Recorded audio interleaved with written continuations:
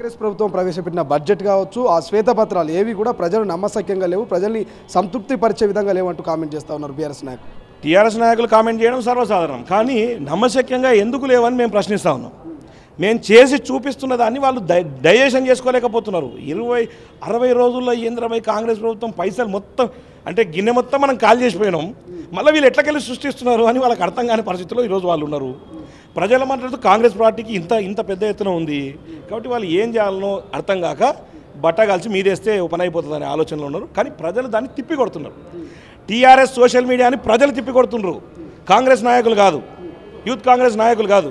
ప్రజలు స్వచ్ఛందంగా టీఆర్ఎస్ చేసే ట్రోల్స్ని, రీల్స్ని వాళ్ళే ప్రజలు తిప్పికొట్టి మీరు మొత్తం ఈ 10 ఏళ్ళలో మొత్తం ఉద్ధరించారు పట్టరా నాయన అని వాటన్నింటి కామెంట్స్ ప్రజలే పెడుతున్నారు. అంటే మాకు 100% నమ్మకం ఉన్నది.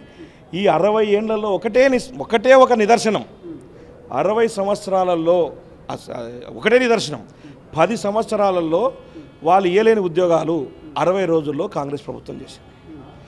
5 సంవత్సరాల టీఆర్ఎస్ ప్రభుత్వంలో 30,000 పోస్టులు ఇవ్వలేకపోయినారు వాళ్ళు, కానీ కాంగ్రెస్ పార్టీ 60 రోజుల్లో 25,000 పోస్టులను భర్తీ చేసింది. కాబట్టి ఆ నీతి నిజాయితీ కాంగ్రెస్ పార్టీకి ఉంది, ఆ విషయం ప్రజలకు తెలుసు.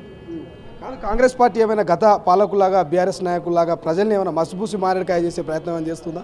అవసరం లేదు కాంగ్రెస్ పార్టీకి ఎక్కడ ఆ విధంగా చేయాల్సిన అవసరం లేదు. ఎందుకంటే ప్రజల కోసం, ప్రజల సంక్షేమం కోసం పనిచేయడానికి సిద్ధంగా ఉన్నాం మేము. వాళ్ళలాగా దొంగ మాటలు చెప్పాల్సిన అవసరం మాకు లేదు.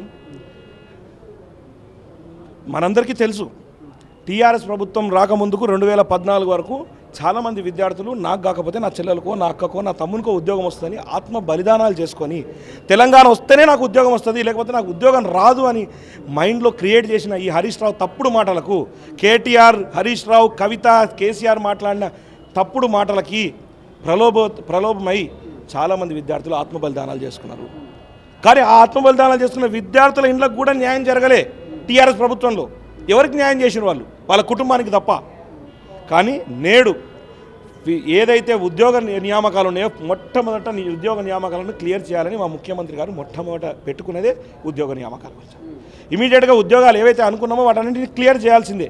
ఎన్ని కష్టాలున్నా ప్రభుత్వానికి ఉద్యోగస్తులను ఎటువంటి ఇబ్బంది లేకుండా వాళ్ళకందరికీ 1వ తారీఖు జీతాలు పడాలి. వాళ్ళు ఈఎంఐలు కట్టుకోలేక అప్పులు తెచ్చి ఎన్ని బాధలు పడాలో ఉద్యోగాలు టీఆర్ఎస్ ప్రభుత్వంలో మేము చూసినాం. ఇప్పుడు వచ్చిన 2 నెలల్లోనే 1వ తారీఖు జీతాలు వచ్చే పరిస్థితి ఈరోజు ఉంది. మేము అనుకున్న ఉద్యోగాలు ఏవైతే పెండింగ్లో ఉన్నాయో వాటన్నింటినీ ఇమీడియట్గా క్లియర్ చేసి 25,000 ఉద్యోగాలు ఇచ్చిన కార్యక్రమం తీసుకున్నాం. రేపు జూన్ 2వ తారీఖు ఆల్రెడీ మేము ఏదైతే అనుకున్నామో ఖచ్చితంగా ఎన్ని ఉద్యోగాలు పెండింగ్లో ఉన్నాయో అన్ని డిపార్ట్మెంట్ల ఉద్యోగాలన్నింటినీ ఏకం చేసి ఈరోజు నోటిఫికేషన్ల ప్రక్రియ ముందుకు పోతా ఉంది టీఎస్పీఎస్సీ ద్వారా. టీఎస్పీఎస్సీని ప్రక్షాళన చేసినాం. ఇదంతా మార్పులో భాగంగానే ఇదంతా నడుస్తుంది. ఇదంతా కేవలం 60 రోజుల్లోనే.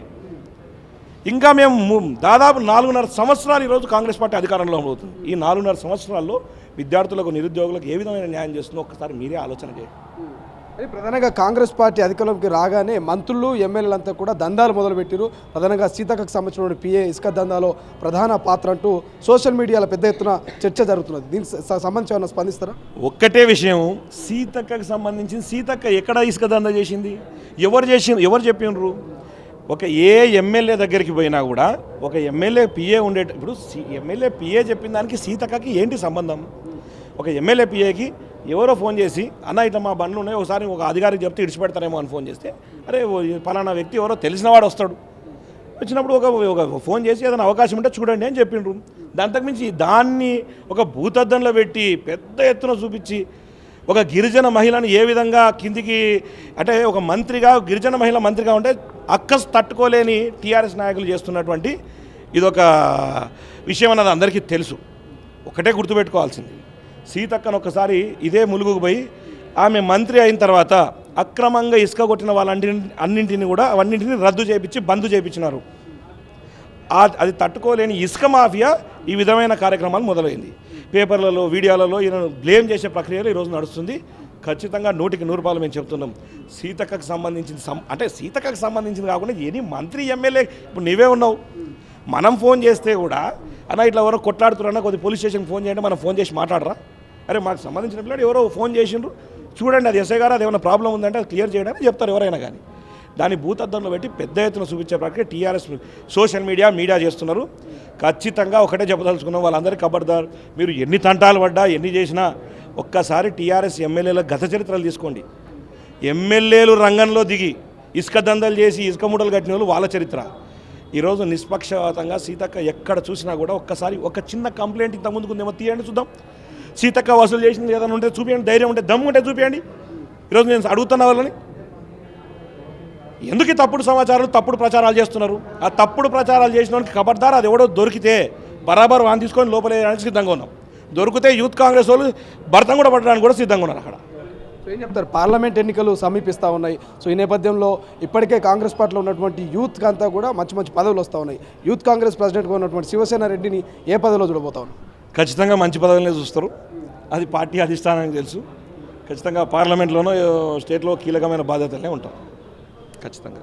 Thank you so much. ఇది మొత్తం మీద ఇప్పటికే కాంగ్రెస్ పార్టీ యూత్కి సీనియర్ నాయకులందరూ కూడా మంచి మంచి పదవులు ఇస్తూ ఇక పదవి బాధ్యతలు కూడా స్వీకరిస్తున్నటువంటి సందర్భం. సో చూద్దాం, శివసేన రెడ్డి గారు కూడా మంచి పదవి వస్తుంది అన్నటువంటి ఆశాభావం వ్యక్తం చేస్తూ ఉన్నారు. సో కెమెరా పర్సన్ అజయ్తో శ్రీశైలం, తొలి వెలుగు, హైదరాబాద్.